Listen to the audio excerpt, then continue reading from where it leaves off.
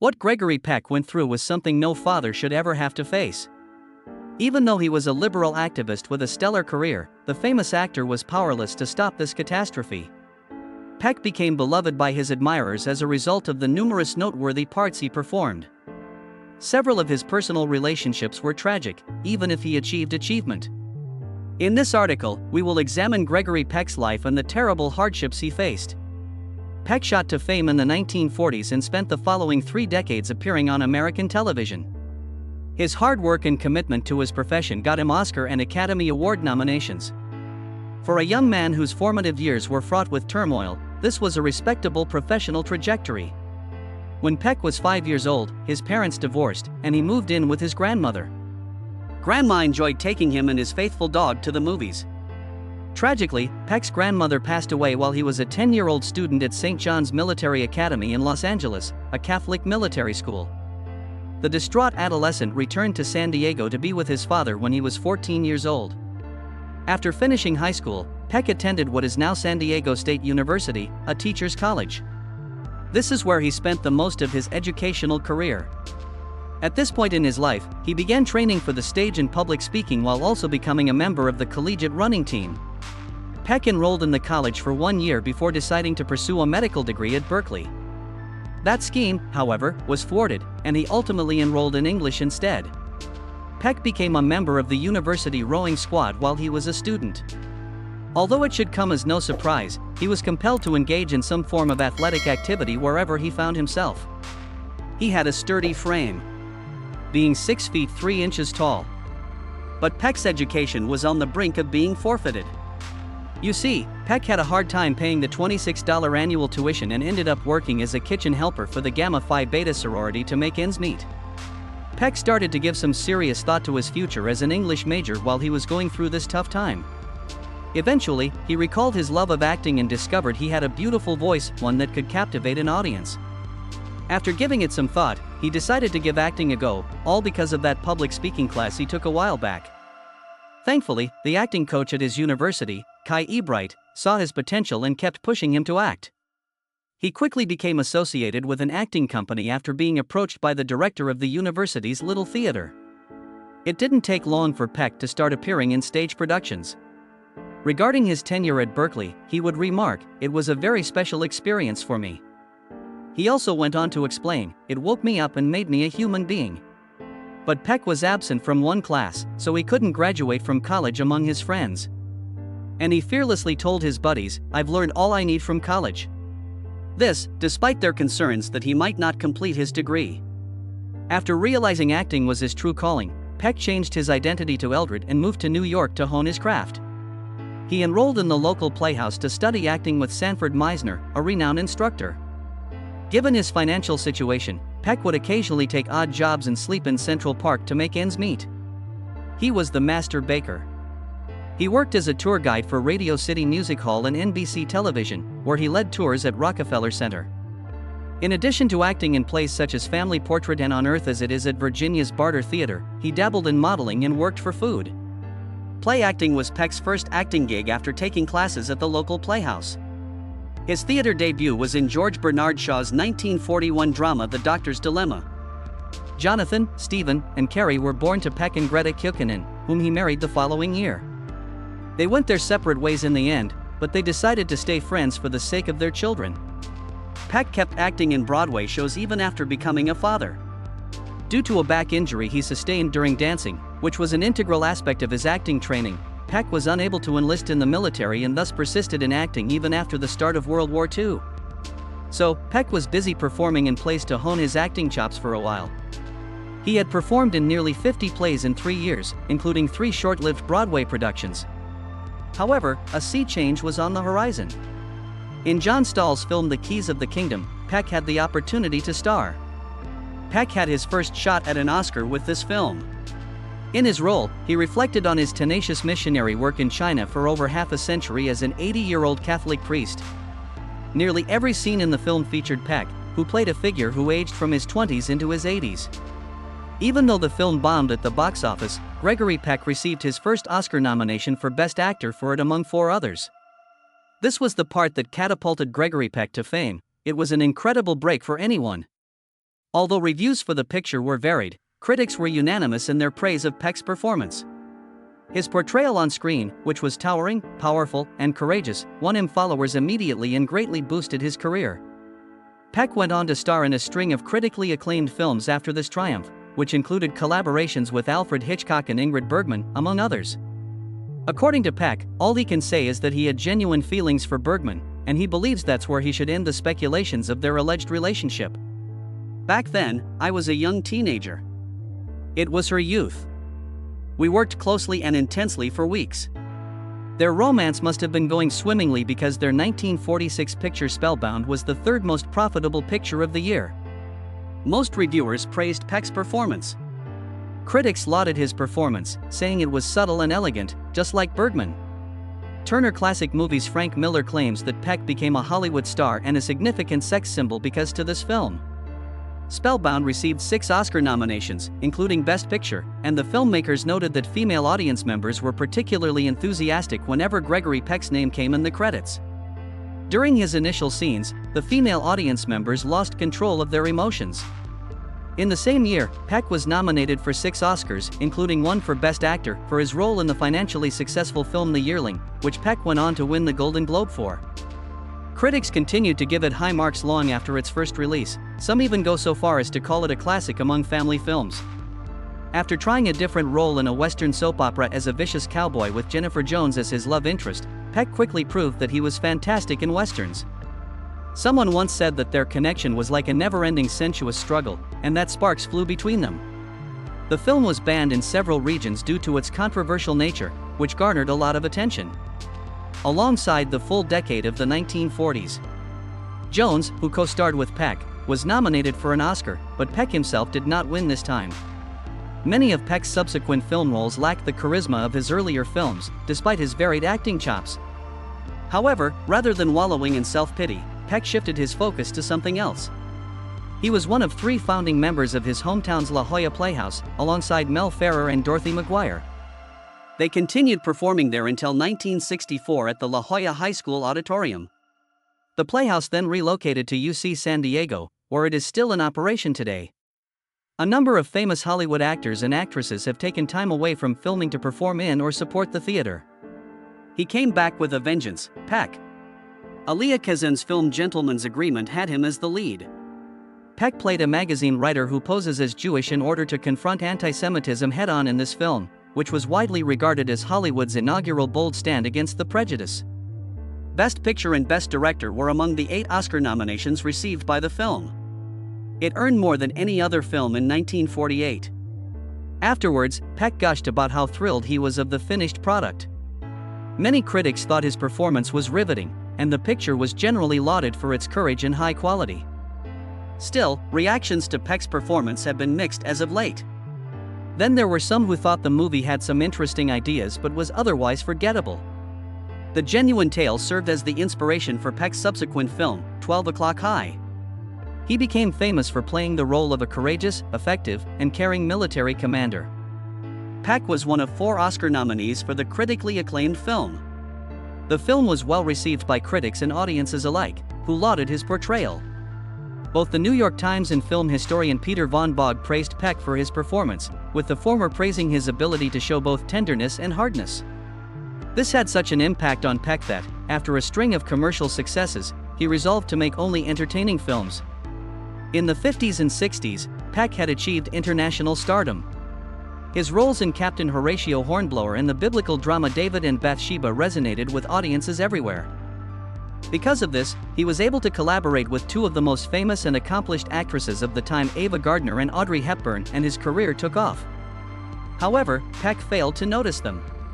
He fell head over heels for journalist Véronique Passani. It was in Paris that Véronique's mother was born. The mother was a writer and artist, while the father was an architect. For the French Daily François, she began her career as a journalist. While interviewing Peck, she met him there. They tied the knot on New Year's Eve, 2 years after Peck's divorce from Greta Kukkonen. It was through this second marriage that the Peck children were born, Anthony Peck and Cecilia Peck. They were perfect for one another, and Véronique's rise to fame as a prominent Los Angeles charity worker made their marriage even more special. During the 1960s, she and her husband helped generate about $50 million for the American Cancer Society. She was also instrumental in establishing the Los Angeles Music Center and the Inner City Cultural Center, both of which served to unite individuals of diverse ethnic origins.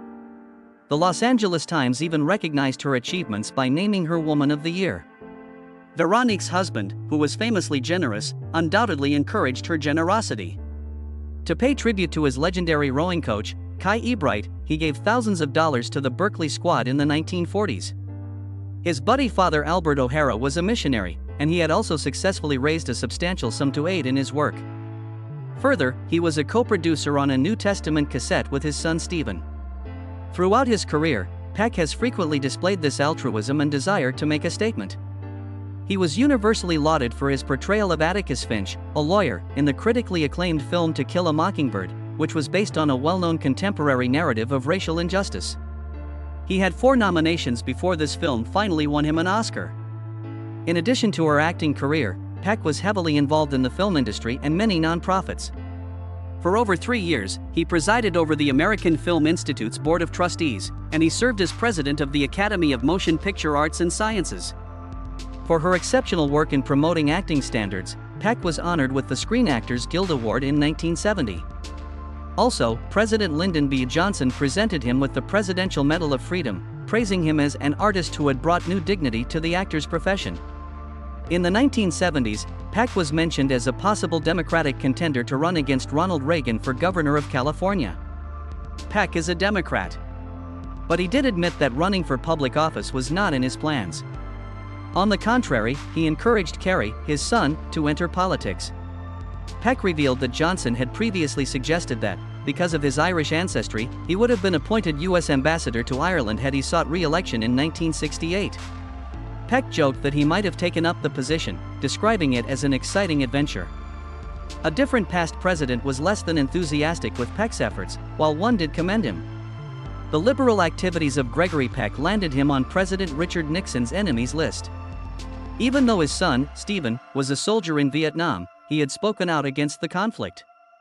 Peck wasn't some jaded Hollywood actor moping around a home in Beverly Hills, either.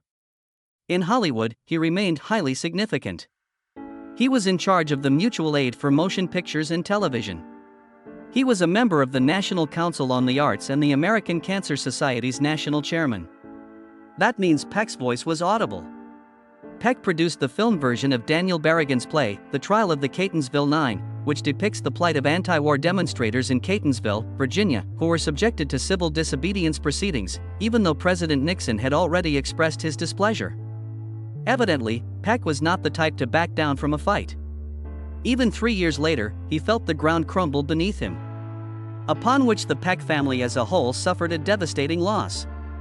At the age of 31, Jonathan Peck, the first older son of Peck, took his own life. Following in his famous father's footsteps, Jonathan was an actor with a bright future and high expectations for himself. He showed promise for a while, so he enlisted in the Peace Corps after finishing college. He even devoted some time to a Swahili agricultural program in Tanzania. Jonathan worked at a radio station upon his return to his hometown, where he demonstrated strong moral principles. He was never one to drink or go out. Jonathan fought inner demons despite his calm exterior. By the end of the day, Jonathan had shot himself in the head. After the fact, Jonathan's dad broke the news that his son's depression was due to his arteriosclerosis, a breakup, and an excessive workload. The entire family was undoubtedly rocked by this loss, but Peck felt it the deepest. A bereaved father, the renowned actor was now in mourning. Peck and his family needed time away from the spotlight, so he took a 2-year hiatus from acting. Despite his many strengths, he was unable to overcome the anguish of the loss of his first child. Reports surfaced that Peck had checked into a mental institution during that 2-year gap. Anthony, Peck's youngest son, was adding insult to injury by generating yet another emotional crisis for his father. There was a scandal involving Anthony. The possibilities that come with being a member of a prominent family were reportedly impeded by his struggles with drug addiction. He was taken aback when his reckless lifestyle caused him to lose his wife, the supermodel Cheryl Tiegs. He missed out on a wonderful existence and had a hard relationship with his famous father because of his way of living. The fact that Anthony was hurting himself due to his alcoholism made all of this hurt Peck's soul. Some worried that he would follow in his older brother Jonathan's footsteps and destroy his life, adding to his father's misery and suffering. Fortunately, Anthony was not faring as well as Peck's other children. After considering acting as a career path, Stephen Peck found his calling in aiding the homeless and devoted himself to it with the unwavering support of his father. My Best Friend is a Vampire was the film that launched Cecilia's acting career, and she went on to become a famous actress. Naturally, her father was just as supportive. Around 1980, Peck made a triumphant return to the public eye after spending 2 years attempting to mend his broken spirit. Even though he probably never got over his son's death, he got back to work nevertheless. As a matter of priority, he assisted those who were in need. About 600,000 people were on the verge of losing their employment in October of that year due to a precipitous decline in sales and inventory at the automaker Chrysler Corporation. In Detroit, Michigan, Peck and Frank Sinatra met with Lee A. Iacocca, chairman of Chrysler, and they all agreed to back Chrysler. Peck consented to appear in television ads for the new 1981 K-Car compacts without receiving anything. He would merely use his celebrity status to promote the vehicles. He was quite worried about the people who might lose their jobs because of this. This might determine whether 600,000 families have good times or bad times, he said in a statement. I volunteered to help out and informed Mr. Iacocca about it. Right from the off, Peck made it clear in the ads that America will not be bullied anymore. His selfless act of compassion nearly landed him in a startling role. Those in charge of the country. You know, Peck was considered by many as a possible successor to Ronald Reagan as his political popularity rose. Pat Brown, the governor of California, went so far as to suggest that the Democrats might have been better off selecting Greg Peck if actors were to compete for governor. Vote for Peck bumper stickers and t-shirts began popping up all across the country, partially as a joke but also to encourage the actor to get involved in politics. On the other hand, Peck has long maintained that the prospect of entering politics bores him. I never once considered running, he said afterwards. I don't even harbor any hidden ambitions to achieve that. Peck went back to acting instead of running for office. As the 1980s progressed, he persisted in making the films he desired. His last feature, Other People's Money, was released in 1991. He portrayed a firm owner who was battling to prevent a takeover by Wall Street. He took a break from acting after this film and went on a globe tour. He was presented with an honorary Golden Bear 2 years later at the 43rd Berlin International Film Festival. He received a Doctor of Letters degree from the National University of Ireland in 1998 and the National Medal of Arts the following year. Peck made a triumphant comeback to acting that same year, starring in her last film role. The Moby Dick, a miniseries based on his film, featured him. He was nominated for a Golden Globe for Best Supporting Actor in a Television Film, Miniseries, or Series for his work. Some of the Lifetime Achievement Awards bestowed upon him upon his retirement were those of the Screen Actors Guild, the American Film Institute, the Crystal Globe, Dynastia, and the George Eastman. Peck made an effort to be there for his loved ones more often in his latter years. Stephen went so far as to say that he was happy to see Peck spending time with Ethan, his grandchild.